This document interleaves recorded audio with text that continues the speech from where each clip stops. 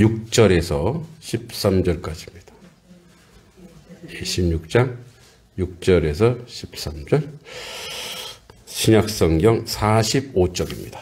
45쪽.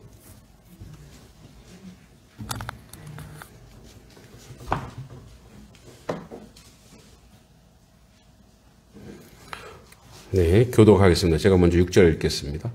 예수께서 베다니 나병 환자 시몬의 집에 계실 때에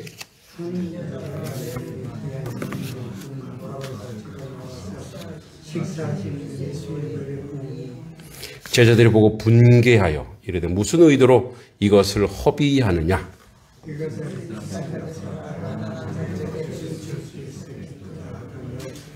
예수께서 하시고 그들에게 이르시되 너희가 어찌하여 이 여자를 괴롭게 하느냐. 그가 내게 좋은 일을 하였느니라.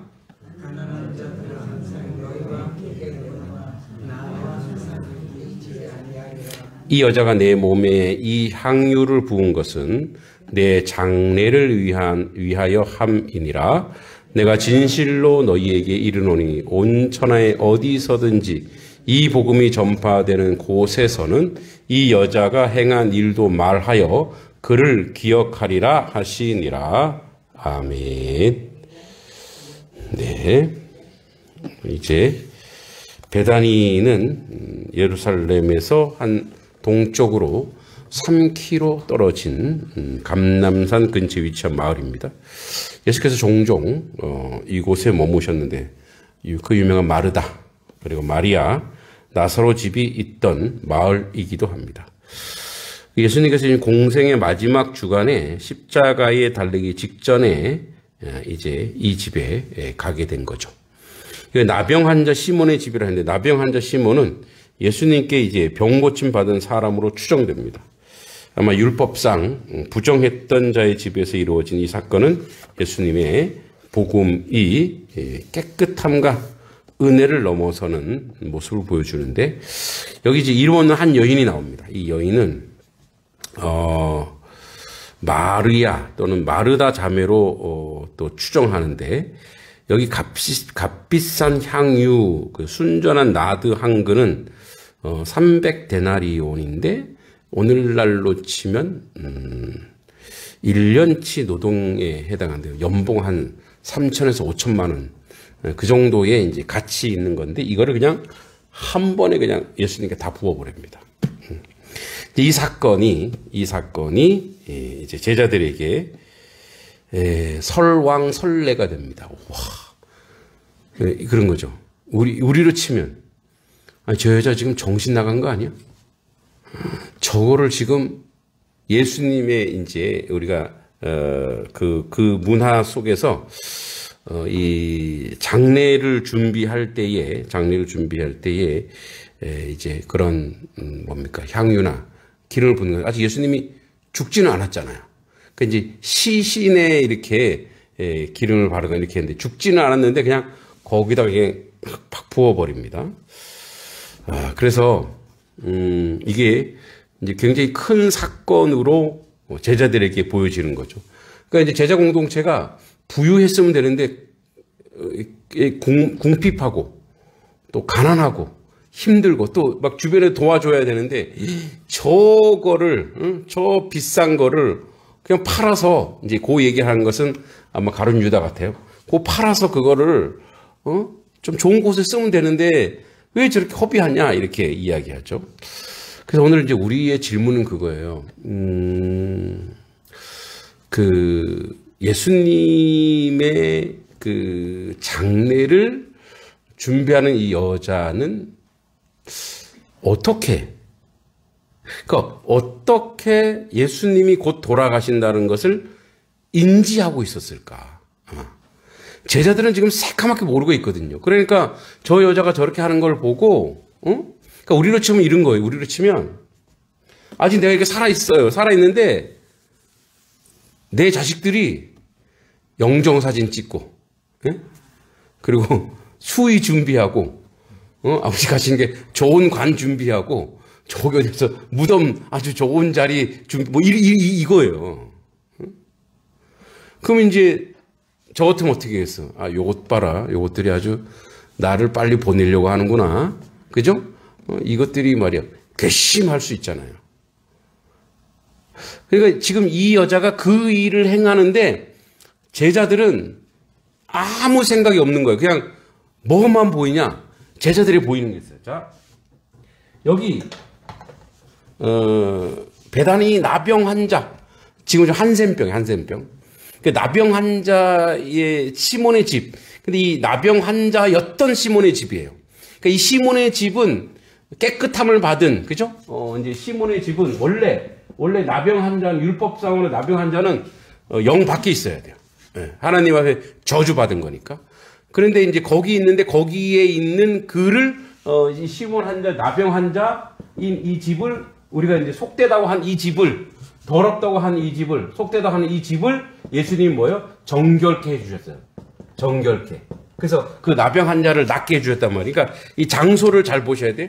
나병 환자 시몬의 집에 계실 때에 여자가 찾아옵니다. 그 이 여자는 이제 아까 추정하는데 혹시 마르다의 자매였던 마리아. 그러니까 아주 설교를 되게 잘 들었던, 응? 예수님의 마르다와 마리아 알죠? 그래서 이제 나사로의 이제 같은 이제 남매인데 마르다는 막 예수님 오셨다고 막 분주해서 뭐 부치겜도 굽고 뭐 하고 있는데 마리아는 뭐예요? 마리아는 코 딱 아파갖고 예수님 앞에 가고 이렇게 아주 밉살스럽게 설교 듣는다고 자기는 설교 듣고 있는 거예요. 말씀 듣고 있는 거예요. 그러니까 마르다가 주님, 제발 지금 뭐 하는 거냐 제가. 지금 바빠 죽겠는데. 근데 주님 누구 편 드냐? 마리아 편 들어요. 야, 지금 그거 준비할 때 아니야. 지금 중요한 건 뭐야? 말씀 들을 때야. 그래서 이 마리아가 예수님의 말씀을 그 누구보다도, 그 어떤 제자들보다도 기억하고 있었던 거예요. 예. 그래서 여기에 한 여인, 여기에 마리아라고 하는 이 여인은, 마리아, 이제 추정입니다. 여기서 한 여인인데, 뭐 아니라고 하는 사람들도 있어요. 이 한 여인인데, 이 여인은 뭐죠? 아주 예수님의 말씀에 그 말씀을 기억하고 있었어요. 기억하고 있고, 그 말씀을 실천하고 있었던 거예요. 그 어떤 제자보다 최고의 제자죠. 최고의 제자. 그래서 이 여자가 매우 귀한 향유 한 옥합을 가지고 와서 식사하시는 예수님의 머리에 부어버려요. 좀 당황스럽겠어요. 근데 이제 이쪽에서 식사를 어떻게 하는지 아시죠? 이렇게 앉아서 안 먹습니다. 좌식이 아니에요. 유대인들은 비스듬히 누워서 이렇게 먹습니다. 그래서 우리가 이제 예수님의 12제자가 이렇게 상에 이렇게 놓고 앉아서 이렇게 있는 사진이죠. 그거는 그 현대 사진이에요. 그러니까 사진이래. 현대식 그림이에요. 예전에는 어떻게 좀 비스듬히 누워서 그렇게 했단 말이에요. 왜 비스듬히 누는 게 소화가 잘 돼서 그런가? 저도 밥 먹고 누우면 좋더라고요. 근데 아내가 되게 싫어해요. 이제 이 소화도 안 된 상태에서 누워버린다고. 근데 이게 비스듬히 누워서, 그러니까 그 비스듬히 누워 있을 때 이렇게 누워 있으니까 어떻게 해요? 여기가 머리에 붓기가 좋은 거죠. 근데 그냥 앉아 있으면 어떻게 머리에 밥 먹는데 다 부어버리면 안 돼. 이 비스듬히 누웠을 때 요때다 하고 여인이 귀한 향유를 가지고 식사하시는 예수의 머리에 부으니, 그러니까 장례를 준비하는 거예요. 자, 이제 제자들은 어떤 거예요? 자, 제자들은 뭐가 보였냐? 제자들은 옥합이 보인 거예요. 제자들은 옥합이 보였어, 옥합. 그건 어떤 옥합이에요? 비싼 옥합. 그러니까 제자들이 보인 게 뭐냐? 돈이 보인 거예요, 돈이. 예, 제자들은 돈이 보였어요. 여인은 누가 보였어요? 이 마리아 여인은 누가 보여? 예수님 보였어요. 누가 보이냐 이거예요. 거기에. 그러니까 우리가 우리의 인생을 살면서 삶의 많은 여정 중에서 우리가 항상 누가 보이냐 이거예요. 누가 보이냐. 우리 예수님이 보이냐? 아니면 문제가 보이느냐? 돈이 보이느냐? 사실 우리도 뭐 여기 제자들과 다를 게 없죠. 우리도 항상 그게 보이겠죠. 물질이 보이고, 환경이 보이고, 상황이 보이고, 이런 게 보이는 거예요. 근데, 우리가 그래요. 우리가 뭐, 지금의 뭐 대통령 선거도 하고, 뭐 정치적인 얘기를 많이 해도, 하나님의 그 큰 섭리를 봐야 돼. 이렇게. 이 역사를 주관하신 하나님은 어떤 뜻이 여기 있을까? 그걸 봐야 되지 사람이 보이면 안 된단 말이에요. 막 지금 막 대통령 내니까 막 사람들이 막 띄워주잖아요. 막 띄워줘요. 그래서 그거 뭐 영웅된 것 같죠. 그 사람이 보이면 안 돼요. 그 역사를 주관하시는 주님이 보여야 돼요. 적어도 그리스도인들은 또는 목사들은 이제 그게 보여야 된다고. 하나님이 예수님이 어떻게 이 땅 가운데 역사하시고 이끌어 가시냐. 예수님이 어떻게 이 교회를 세워 가시고 만들어 가시냐. 여러분 생각해 보세요. 이 교회, 이 단석교회는 뭐 김동기 목사가 이끌어 합니까? 아니에요. 전혀 그냥 저는 그냥 도구일 뿐인 거예요. 여러분들 중에 누가 이끌어 가는 거 아니에요. 여러분들도 이 시대에 부름받은 성도로서 그냥 도구일 뿐이에요. 할렐루야. 그러니까 우리가 주인이 아니에요. 우리가 주인은 예수님이에요. 예수님이 주인이에요. 그러니까 이 여인은 예수님의 말씀을 듣고 예수님이 고난에 대한 얘기 3번이나 한단 말이에요. 내가 십자가에 못 박아 이제 곧 죽을 거다. 이제 26장이니까 27장, 28장 가면 예수님 십자가 못 박아 돌아가시잖아요. 이제 곧 최후의 만찬하시고 곧 돌아가신단 말이에요. 그러니까 이걸 이 여인이 들었단 말이에요. 그러니까 말씀을 기억하고 말씀을 들었기 때문에 내 인생에서 내가 평생 동안 모은 거지만 가장 가치 있는 일이 바로 주님이 마지막 가는 날 주님께 쓰는 거다. 이 생각했어요. 주님이 이제 곧 이 땅에서 떠나실 것이다. 그래서 내가 내 일생 모든 것을 내가 주님 앞에 드려야 되겠다라고 결단한 거예요. 그래서 헌신은 계산하지 않습니다. 뭔가 헌신한다는 건요, 계산하지 않아요.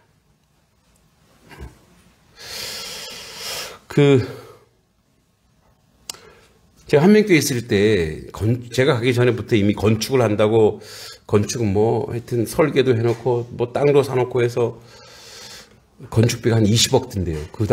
벌써, 꽤 15년, 16년 지났는데, 20억이니까, 지금 그렇지만, 한 3, 40억 되겠죠.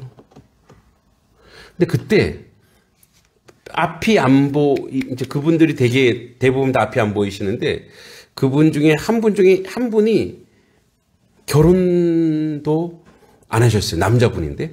못 하셨겠죠. 앞이 안 보이니까. 그리고 사람들에게 그렇게 막 존중받는 스타일도 아니세요. 근데 기억력이 엄청 좋으세요. 어느 정도 좋냐면, 우리나라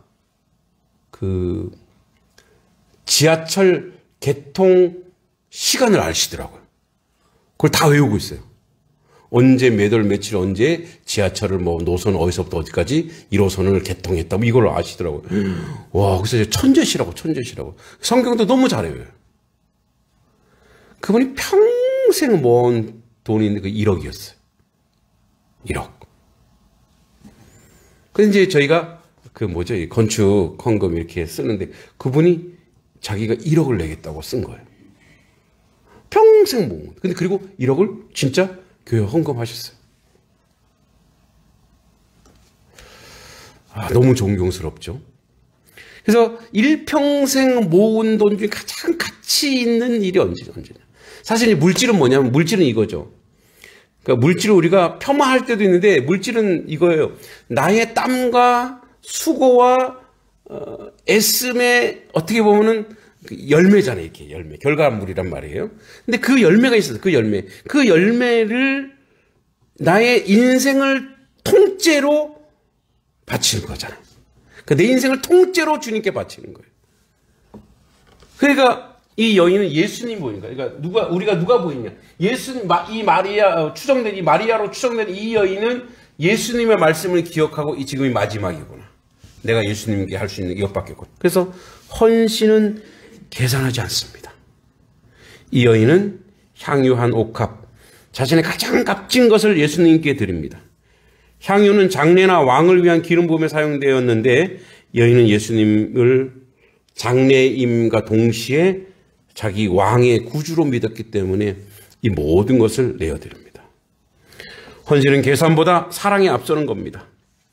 내가 가진 가장 좋은 것으로 우리는 혹시 주님을 섬기고 있는지 한번 좀 고민해 봐야 되겠죠. 또 이제 8절 9절 보면 제자들이 보고 분개하여 이르되 무슨 의도로 이것을 허비하느냐. 허비. 자, 제자들이 보기에 뭐예요?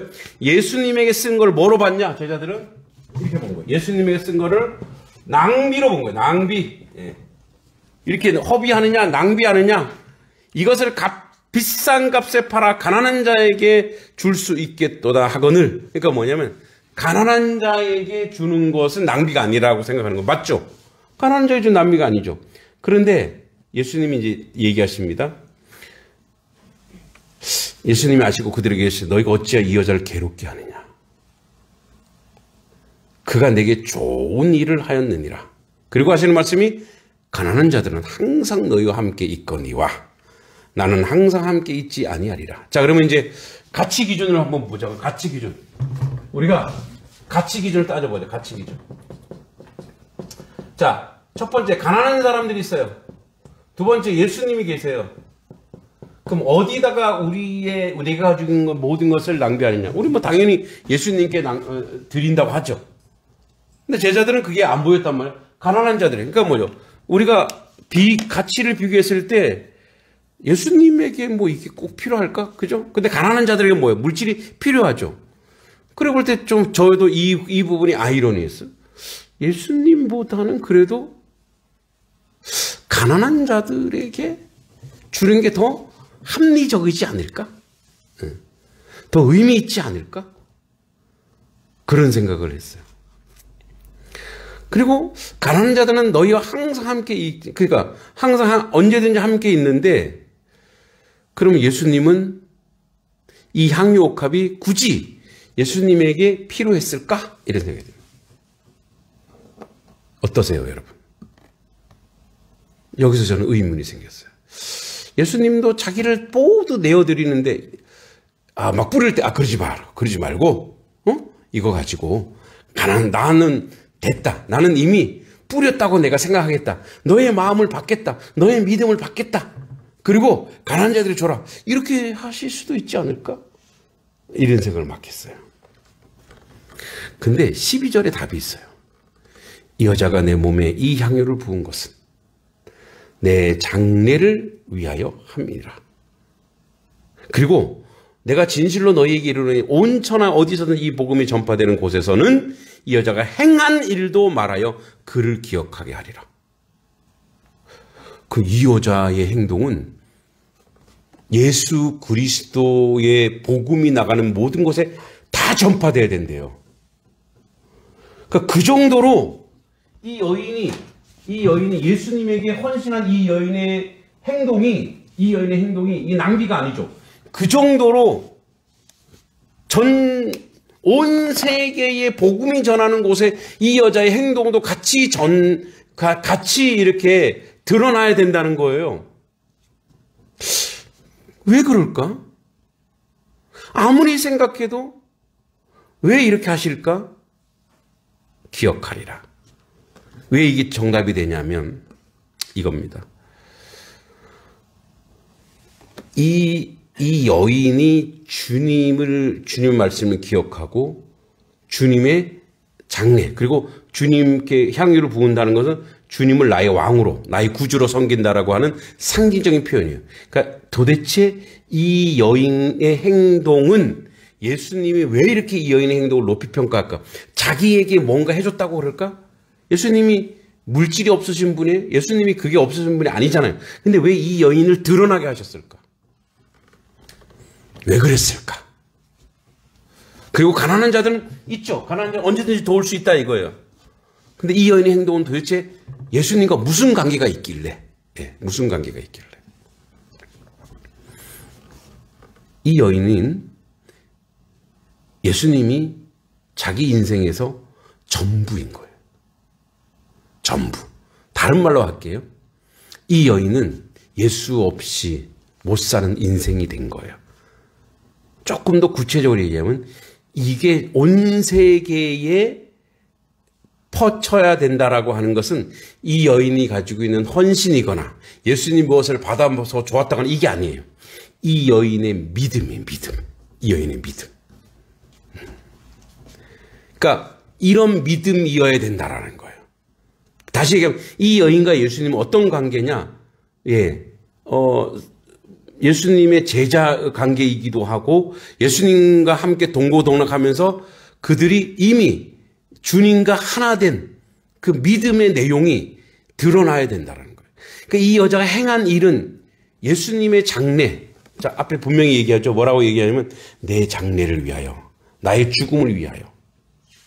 그러니까 이 여인은 예수님이 왕으로서 이렇게 하기도 했지만 예수님은 이 여인을 뭐로 봤냐면 이 여자는 나의 장래를 위해서라. 왜냐하면 예수님이 십자가에 못 박아 돌아가시는 희생, 그 희생이 온 인류를 구원해요. 온 인류를 구원한단 말이에요. 예수님의 십자가, 이분의 십자가의 희생, 이 십자가가 뭐예요? 온 인류의 구원으로 가요. 근데 이 구원의 여정에 인생이 응답을 해야 돼요. 여러분, 예수님을 믿어야 구원받습니까? 안 믿어도 구원받습니까? 믿어야 구원받죠. 그러니까 믿음의 내용 중에 하나가 여기 있다 이거예요. 그러니까 우리가 예수님과 어떤 관계냐? 예수님과 어떤 관계냐? 뗄래야 뗄 수 없는 관계. 그래서 뭐예요? 자기 인생을 다 드리는 거예요. 그러니까 자기 목숨을, 이 여인은 자기 목숨을, 자기 전부를 주님께 올려드린 거예요. 그러니까 우리의 믿음의 내용은 이 정도여야 돼요. 우리의 믿음의 내용은 내 전부를 드릴 수 있는 인생이냐 이거예요. 그래야 구원의 역사, 이 구원의 역사가 예수님 십자가에 못 박아 돌아가시고 구원의 역사가 인류 전체에게 영향을 미치는데 그 영향을 미치는 그 범위, 그 영향을 미치는 그 응답이 뭐냐? 이 여인의 헌신이에요, 이 여인의. 그러니까 이 여인이 예수님 없이 살지 못하고 나는 내 인생 전부, 내가 인생 통틀어서 마련한 모든 것을 다 드려도 아깝지 않는 내 삶의 전부가 예수 그리스도다라고 하는 고백이 온 세계에 번져야 된다 이거예요. 그래야 구원의 역사가 있는 것이고, 그래야 하나님 백성이 되는 것이고, 그래야 하나님의 뜻을 이루는 사람이 되는 것이지, 그냥 말로만 혀로만 예수 믿는다라고 하는 것은 아무 의미가 없다라고, 그 복음의 진수를 예수님과 이 여인과의 관계를 통해서 우리에게 메시지를 전해주고 싶은 거예요. 그러니까 여기서 얘기하는 이 여인의 자기 모든 것을 드리는 희생, 헌신, 이게 아니라 이 여인의 믿음이에요, 믿음. 그 믿음은 뭐냐? 주 없이 살 수 없네. 그리고 주님의 희생은 온 인류를 구원할 때 인류를 구원하는 이 여인의 삶. 그래서 여러분, 가난한 자는 너희와 항상 함께 있다. 이거는 뭐냐면 믿음의 내용이 아니에요. 여러분, 가난한 자를 돕는 거는 누구도 할 수 있어요. 안 믿는 사람도 가난한 자를 도울 수 있죠. 안 믿는 사람은 가난한 자를 도울 수 있단 말이에요. 응? 그러니까 지금 너희가 너희가 지금 가난한 자를 돕는 것이 1번이 아니고 너희가 너희 믿음을 보여줄 차례다. 이거 믿음을 보여줄 차례다. 주님께 내 모든 것을 내어드릴 수 있는 주님밖에 없다라고 하는 내 삶 전체에서 예수 그리스도 빼면 아무것도 나는 아니라고, 나는 아무 가치도 없다라고 이야기할 수 있는 그 자리, 그 믿음의 내용을 이 여인을 우리가 이 여인의 믿음, 그런데 이 여인의 믿음은 어디서 온 걸까요? 이 여인의 믿음은 여기서 왔어요. 말씀, 주님의 말씀. 항상 그 말씀을 듣고 기억하고 실천하고 그 말씀을 듣는 데 있어요. 말씀을 읽고 말씀을 듣고 말씀대로 살려고 하는데 이 여인의 믿음의 내용. 그러니까 그 말씀을 누가 전해주셨어요? 예수님이. 예수님이 3년 공생에 다니면 갈 때마다 이 여인이 쫓아다녔을 거예요. 그 말씀을 들었고 그 말씀대로 살려고 했고 그 말씀을 기억했고 그렇게 된 그 말씀대로 살았기 때문에 이 여인이 온 인류에게 복음을 전할 때 이 여인의 행동도 같이 전하라고 하는 내용은 이 여인과 같은 우리의 믿음이 예수 없이 살 수 없다라고 하는. 할렐루야. 예수 없이 여러분 사실 수 있으십니까? 예수 없이 살 수 없어요. 부끄러워 살 수 없고 창피해서 살 수 없고 우리 짓는 죄 때문에, 그죠? 예수 없이는 숨도 쉴 수가 없는 우리 인생입니다라고 고백할 수 있어야죠. 예수 없이는. 우리가 아무리 잘 먹고 잘 살고 떵떵거리고 살아도 예수 없으면 그건 뭐야? 그거는 생명이 없는 것과 같다. 마른 뼈 같단 말이에요. 그래서 여러분, 이 여자의 옥합 하나는 이 여자의 전부를 주님께 드린 것처럼, 우리가 드린다고 하는 거는 야, 뭐가 있어, 뭘 드려야지, 이게 아니라 우리의 마음이죠. 우리의 전부를 주님께 드리고 그 응답이 가능한 그 믿음대로 살아가기를 원하시는 거죠. 기억될 사랑입니다. 여러분이 주님을 향한 사랑도 이 여인처럼 기억되기를 바랍니다. 그리고 이 향유는 흘러넘쳐 지금까지 이 향기, 이 순종의 향기, 향유는 냄새가 나는 거잖아요. 아름다운 냄새. 이 순종의 향기가 여러분 인생 전체에서 아름답게 흘러 넘치기를 소망하고 기도합니다. 하나님 아버지, 은혜 감사합니다. 주 앞에 저희들을 온전하게 하시고 이 여인이 헌신하고 이 여인이 응답한 것처럼 우리 또한 주 앞에서 그렇게 응답하고 응답받는 그런 인생 되게 하여 주시옵소서. 예수님의 이름으로 간절히 기도하옵나이다. 아멘.